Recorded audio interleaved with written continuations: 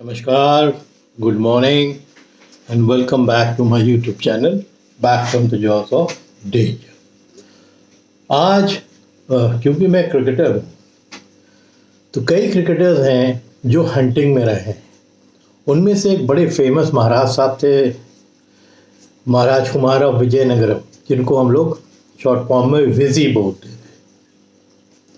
और विजी साहब के नाम पे क्रिकेट में एक ट्रॉफी भी है जो क्रिकेट बोर्ड ऑफ इंडिया ने रखा है। जो यूनिवर्सिटीज़ होती हैं उनकी जो जोनल मैचेस होते हैं वो विजी ट्रॉफी के नाम से होते हैं। उसमें मेरे पे कई बच्चे खेले और विजी ट्रॉफी की जो मान्यता होती है वो रणजी ट्रॉफी के बराबर होती है क्रिकेट में। मेरे करीब 3 बच्चे विजी ट्रॉफी खेले हैं और आज कोई अलग अलग डिपार्टमेंट में अच्छे लगे हुए हैं। 2 तो रेलवेज में ही हैं। ये शिकार के बहुत शौकीन थे और कम से कम अपने टाइम पे इन्होंने 400 टाइगर्स मारे थे। जैसे मैंने आपको बताया कि राजा महाराज अंग्रेज इन्होंने बड़ी टाइगर्स मारे थे, बट वही हाका करके जो सिस्टम होता था। तो एक टाइम पे इनकी ख्याति को लेके इनको vice chairman of the state board of wild life बनाया गया था। तो उसकी खुशी में ये तराई एरिया में गए हुए थे। एक राजा साहब और थे इनके साथ, वो भी 2-3 लोग और गए थे और इरादा ये था कि टाइगर हंटिंग करेंगे और वहाँ टाइगर्स काफ़ी दिख रहे थे। खैर ये लोग अपना पहुँचे वहाँ पर और महाराज साहब का उस दिन इंस्ट्रक्शन था कि जब तक मैं फायर नहीं करूँगा, क्योंकि वो वाइस चेयरमैन हो गए थे स्टेट वाइल्ड लाइफ बोर्ड के, तो उनके इंस्ट्रक्शन को फॉलो करना सबका काम था कि जो भी हाका में अगर जानवर टाइगर निकलता है वो जैसी भी हालत में हो मैं फायर करूंगा और कोई फायर नहीं करेगा, यानी कोई भी कवर नहीं करेगा मेरे को। ये शर्त थी। अब जब उन्होंने बोल दिया तो सबको मानना था और सबने माना भी। और उसका क्या नतीजा हुआ इस स्टोरी में आप देखेंगे। तो एक तरफ से हाका हो रहा था और तराई में, जैसे मैंने आपको पहले ही बताया कि शुगर केन की बहुत सी फील्ड्स हैं। ग्रासलैंड भी था, शुगर केन की फील्ड भी थी। जो हाके वाले थे उनको मालूम था, क्योंकि वो सब लोकल गांव वाले थे, कि हमें कैसे हाका करना है। तो वही सब ढोल पीट पीट के लोग हाका करते थे। वो हाका करते हुए चले आ रहे थे। दूर से आवाज़ थोड़ी हल्की लग रही थी और ये जो थे हाथी के ऊपर बैठे हुए थे। कुछ लोग और छितर के थोड़ी थोड़ी सी दूर में कुछ लोग हाथियों के ऊपर थे, कुछ लोग पेड़ के ऊपर बैठे हुए थे मचान लगाए हुए, जो ओपन स्पेस थी उस तरफ। और ये महाराज साहब का जो हाथी था ये शुगर केन फील्ड से बिल्कुल ही सटा हुआ है, यानी एकदम पास नहीं, थोड़ी सी दूर था। यानी जैसे दिखे कि अगर टाइगर अगर केन की फील्ड में छुपा है और बाहर आता है तो सबसे पहले इन्हीं को दिखे। इस तरह का हाका चल रहा था। अगर थोड़ा सा लेफ्ट और राइट भी होता तब भी इनको दिखता और ये फायर करते, ये तय था।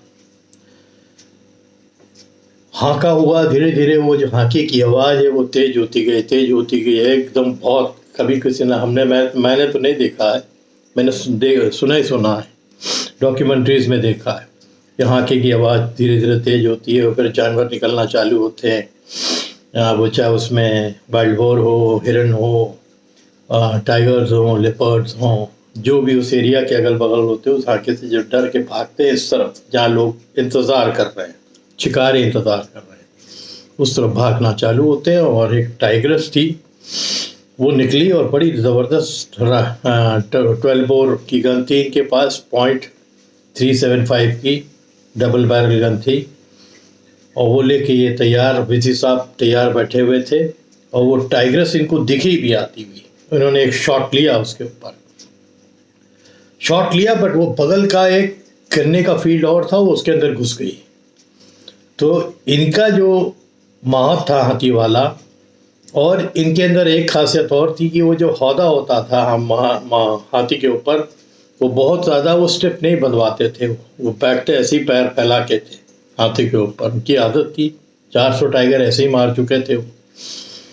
तो वो बोले कि बढ़ाओ, उसको गोली लग गई है। गोली तो लग गई थी क्योंकि पलटी, फिर उठी और फिर भागी वो। तो गोली लगी और ये लोग वो शुगर केन फील्ड की तरफ गए, और क्योंकि सबको इंस्ट्रक्शंस थे कि और कोई फायर नहीं करेगा, और जैसे ही शुगर केन दूसरी वाली फील्ड की तरफ जाने लगे, देखा कि वो गुस्से में शायद इनको देख रही होगी अंदर से कि हाथी आ रहा है। वो वहां से लपकी और कूद के उसने एक पंजा हाथी के आंख के पास मारा, और एक पंजा इनके जो पैर था, जो हौदा जिस पे वो हल्का सा बोरा टाइप का था उसमें बैठे हुए, तो मारा तो ये नीचे आ गए और इनको चोट लगी रीढ़ की हड्डी में बड़ी जोर से। और सिचुएशन जो लोग देख रहे थे उनको तब भी, गिरने के बाद भी उन्होंने अपनी बंदूक उठा के इंस्ट्रक्शन दिया कि कोई फायर नहीं करेगा, यही अगर मारेंगे तो मारेंगे, otherwise he will cease the tigress. तो सिचुएशन ऐसी थी कि महाराज विजी गिरे नीचे और टाइग्रेस इनसे 4 फीट दूर पड़ी हुई थी, क्योंकि उसकी रीढ़ की हड्डी में गोली लग गई थी, तो ऑलमोस्ट पैरालाइज हो गई थी। बट फिर भी वो धीरे धीरे गुस्से में, एकदम रेज में, उसकी आंख दिख रही थी लाल, और वो इनकी तरफ आ रही थी। और क्योंकि सब शिकारियों को इंस्ट्रक्शन थे कि कोई फायर नहीं करेगा, कई लोगों ने भी बोला भी कि महाराज साहब गिर गए हैं और उनको बचाओ बचाओ, आ रही है शेरनी उनकी तरफ, बट इन्होंने इशारा कर दिया था गन से कि कोई नहीं आएगा। फिर इन्होंने जो है उसको दूसरा फायर किया तो वो पलट के आए, और फिर भी उसने एक लेफ्ट पंजा इनके मुंह की तरफ मारा, जो मुंह तो हट गया इनका, बट इनके शायद कंधे पे आके लगा and he fell down.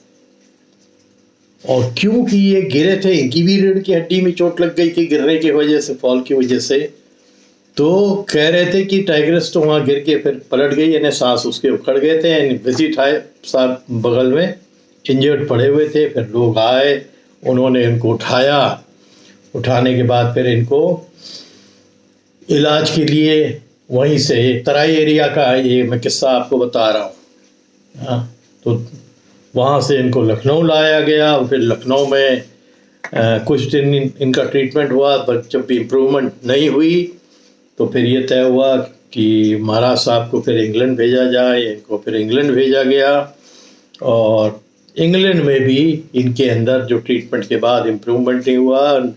Ultimately जो रिज़ल्ट हुआ कि महाराज साहब की उसी इंजरी एंड उसी फॉल की वजह से तबीयत बहुत ज़्यादा बिगड़ गई, और 4 महीनों के बाद वो गुजर गए।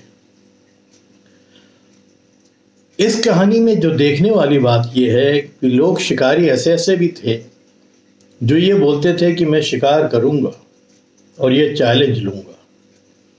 चाहते तो अब अगल बगल के शिकारी जो थे सब फायर करके मार देते, बट उन्होंने नहीं मारा, क्योंकि वो इंस्ट्रक्शन था और उनको फॉलो करना था।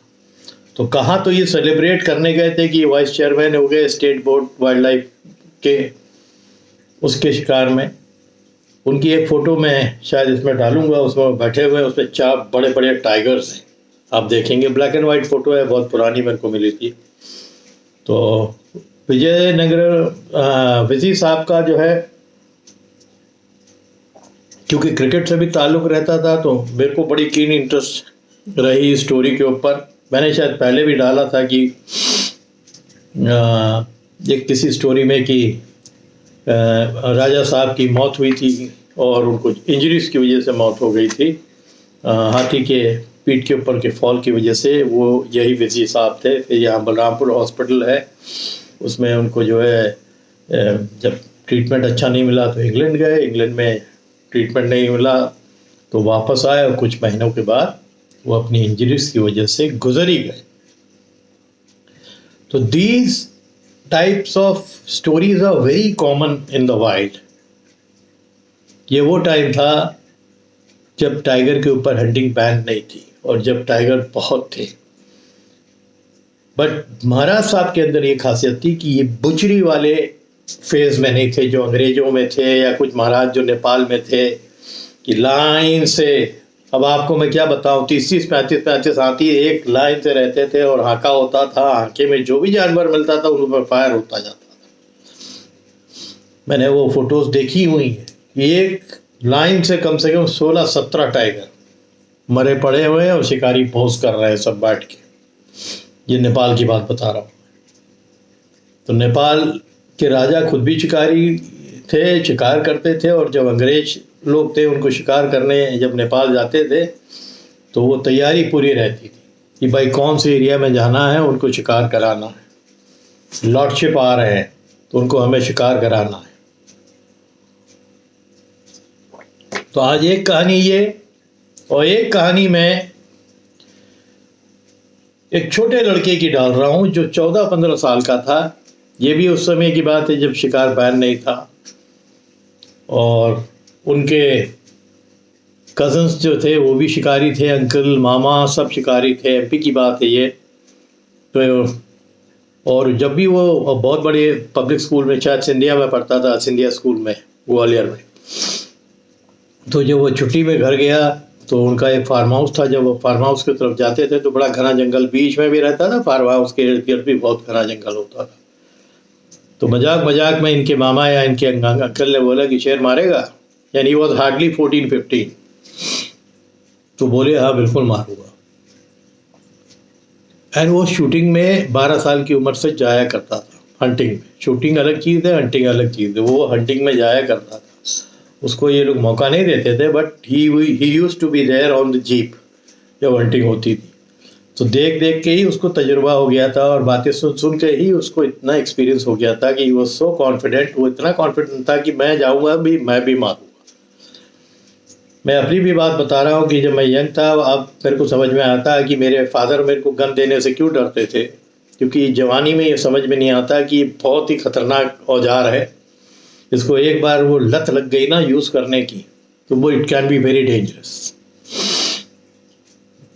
बट उस दिन क्योंकि उनके मामा अंकल सबने बोला था कि तुमको हम मौका देंगे, तो ये लोग एक जगह जाके फिर जीप से उतर गए, और एक एरिया था जहाँ इन लोग को जाना था, जहाँ बताया गया था कि एक टाइगर एक टाइग्रेस का जोड़ा है, तो आपको दिख सकता है। इन्होंने सोचा कि भाई ये एरिया हमारा देखा हुआ है तो इसको मौका देना चाहिए।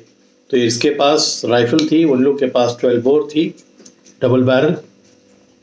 उनमें हमारे अंकल थे, ये यंग लड़का था, और एक थानेदार साहब थे वहाँ के, वो भी साथ में इनके चले गए। तो ये लोग जा ही रहे थे, थक गए जब चलते चलते, तो पानी पीने के लिए एक बहुत बड़ा काला रॉक था। उस रॉक के टेक लेके बैठ गए और पानी पी रहे थे। इनको हवा ही नहीं लगी कि उस रॉक के पीछे से इनकी बातों की आवाज़ सुन के एक भालू निकला। अब काला रॉक और काला भालू, और बड़ा भालू निकला। तो लड़का थोड़ा सा दूर था, जिस तरफ थानेदार ऐसे, और बीच में इनके मामा या अंकल, और ऐसे लड़का। तो वो निकला और बस भाग के आ ही रहा था इनकी तरफ। वो बहुत बड़ा रॉक था, तो वहाँ से जब रॉक से वो निकला इन लोग की तरफ अटैक करने के लिए, तो इस लड़के ने देखा तो इसने एक शॉट लिया भड़ाक से। तो उसको लगा नहीं लगा पता ही नहीं लगता, क्योंकि उनके बाल बहुत बड़े होते हैं, ब्लीडिंग हो भी रही है तो ब्लड गिरेगा तब पता लगेगा। और इनके जो मामा जी गए थे उन्होंने भी एक शॉट लिया। तब तक वो थानेदार साहब के बिल्कुल नज़दीक आ गया था, और थानेदार साहब के ऊपर ही आके वो गिर पड़ा और वो दब गए। जब तक वो अपनी बंदूक उठाते वो इतने पास आ गया था, उसका वेट इतना होता कि उसने पंजे से मारा इनको और बहुत बुरी तरह घायल किया। तब तक लड़के ने क्या किया, एकदम सटा के दूसरी गोली मार दी, और जब दूसरी गोली मार दी तो वो धराशायी हो गया। और जब धराशायी हो गया तो फिर उनके मामा जी ने कहा यार सेफ नहीं लग रहा है, क्योंकि ऐसा ना हो कि इसकी जोड़ीदार भी आओ और सब लोग अपनी अपनी गन चेक कर लो। तो इन्होंने जो 12 बोर थी, 12 बोर में तो 2 ही नाल होती है, एक से ही फायर किया था। जब इन्होंने अपना नाल खोली तो इन्होंने देखा कि इनका जो है मिस फायर हो गया था, नाल चला ही नहीं था। यानी जो गोली लगी थी वो छोटे बच्चे की गोली लगी थी, इनकी तो मिस फायर होगी। क्या उसने फायर ना किया होता तो थानेदार साहब गए थे। तो लकीली वो हो गया, सक्सेसफुल हो गया। तो कहने का मतलब इस स्टोरी में यह है कि किसी को एज को लेके आप अंडर एस्टिमेट मत करिए। काबिलियत जो होती है ना वो किसी के पास भी हो सकती है। उसने तो सिर्फ बातें सुनता था, कभी छोटी मोटे शिकार करता था, हिरन के लिए जब वो बोलते थे तो मारता था, नहीं तो नहीं मारता था।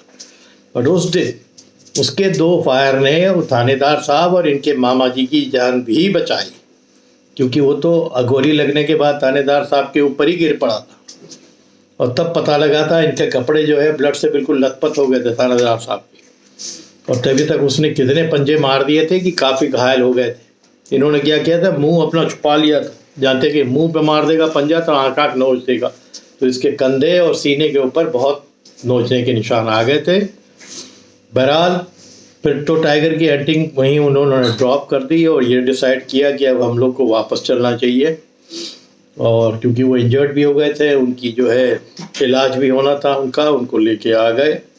और एक सीधा सा मिसाल है कि जो एक्सपर्ट बाद में जाके इसी ने ये जो यंग लड़का था, इसने 3-4 टाइगर्स और लेपर्ड्स मारे थे with in a span of 1 year.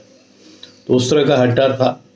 और एक टाइम था, मैंने सुना था ये अकेले पैदल जाया करता था हंटिंग के लिए, जीप भी नहीं। तो इसका मतलब वो एक शातिर हंटर बन गया था और उसको जंगल के रूल्स मालूम थे। सबसे इम्पोर्टेंट क्या होता है कि आप जब जंगल में जाते हैं, नंबर 1 आप कॉन्फिडेंट होना चाहिए, जानवरों का बिहेवियर आपको मालूम होना चाहिए, जंगल के रूल्स मालूम होना चाहिए, कितने डिस्टेंस हमको रखना है पेड़ से, कितना डिस्टेंस हमें रखना है, कोई बड़ा रॉक है, क्योंकि यू नेवर नो कि उसके पीछे क्या छुपा हुआ है। जिम कॉर्बेट साहब की जो किताब पढ़ेंगे या एडिसन की किताब पढ़ेंगे, अगर वो इतने इंटेलिजेंट आदमी नहीं होते तो कब के उनको किसी जानवर ने मार दिया होता। वो सिर्फ अपने इंटेलिजेंस की वजह से बचे, क्योंकि वो कुछ भाप जाते थे कि कुछ गड़बड़ है, फिर रुक जाते थे, फिर पेशेंस काम आता है। अगर आपके अंदर पेशेंस की कमी है तो आप तो जंगल में सर्वाइव ही नहीं कर सकते, खासकर आप जब हंट के लिए निकले हो। तो उम्मीद करता हूँ कि ये 2 स्टोरी, एक विजी साहब की डाली और एक बड़े यंग लड़के की डाली, कि बाद में जाके वो बड़ा शातिर शिकारी हो गया था, आपको पसंद आई होगी। मैंने कहा ना, मेरे पास अभी अपने कजन्स के बहुत किस्से बाकी मैं आपको बताऊंगा। बड़े डेयर डेविल टाइप के मेरे कजन्स थे, हम भी बस उन्हीं में से एक थे अपने टाइम पे। But I was very unlucky कि मेरे फादर मेरे को राइफल या गन छूने नहीं देते थे। शायद वो भाप गए थे कि जवानी बड़ी ख़राब होती है, जोश में बहुत चीज़ें गड़बड़ करते हैं यंगस्टर्स। शायद आज मैं उस चीज़ को रियलाइज़ कर रहा हूँ, ये बिल्कुल सही किया उन्होंने, क्योंकि मेरे जो हाव भाव थे वो ऐसे ही थे। और मदर तो चाहती नहीं थी कि मैं जंगलों में रहूं, उनको डर लगता था जब मेरी एज हो गई थी, when I was in teenage, क्योंकि वो डरती थी कि जब ये निकलेगा कुछ गन लेके बाहर तो ये कुछ ऐसा ना कर दे कि इसी की लाइफ को खतरा हो जाए। क्योंकि जंगल में ये नेवर नो, आप जा रहे हो हिरन के शिकार के लिए और वहाँ मालूम पड़ा कोई लेपर्ड है, टाइगर है आपके सामने आ, आप यूज्ड टू नहीं हो उसके, आप घबरा गए, पैनिक अटैक आपको आ, तो जानवर थोड़ी आपको टाइम देगा, वो तो वहीं दबोच देगा। ऐसे बहुत से केसेस हैं, मैं और भी स्टोरीज तो आपको बताऊंगा। बहरहाल आज यही 2 स्टोरीज, उम्मीद करता हूँ आपको ये पसंद आई होंगी। अगर पसंद आई हैं तो प्लीज़ इसको शेयर करिए लोगों के बीच में, और आप लोग खूब हेल्दी रहिए एंड तगड़े से रहिए। Thank you.